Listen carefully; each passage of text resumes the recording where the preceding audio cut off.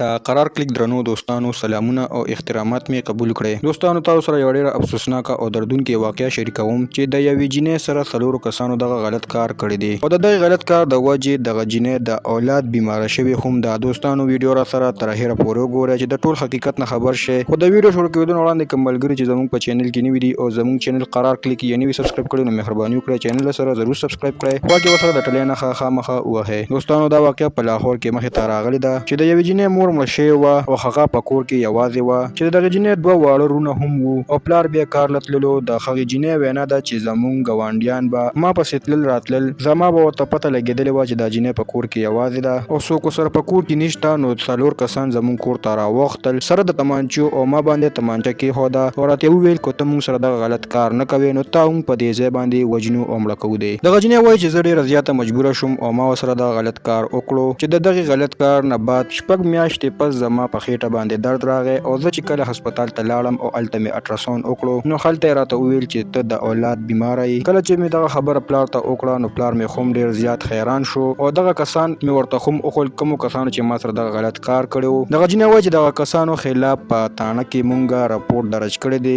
اوس 4 کسان پولیسو نیولي دي او په جیل کې بند دي. دوستانو دا یوه ډېره افسوسناکه خبره ده چې یوه پیغله جینۍ په کور کې د اولاد بیماره شي او هغې د هغې وجه د هغې ده او د خپلو مالتیانو د وجې داسې کار ورسره وشي. دوستانو د داسې ظالمانو خلاف د سخت نه سخته کاروایي کول پکار دي. حکومت له پکار چې داسې کسانو له سخته سزا ورکړي. او دوستانو تاسو د دغې ظالمانو دپاره څرنګه سزا خوښوئ په کمنټس کې راسره خپله رایه ضرور شریکه کړئ. د نورو داسې معلوماتي ویډیوګانو دپاره د سره زموږ قرار کړ چینل ضرور سبسکرایب کړئ. مننه کوم چې ویډیو مو راسره تر اخره پورې وکتله او د بلې ویډیو پورې د لوی الله په امان.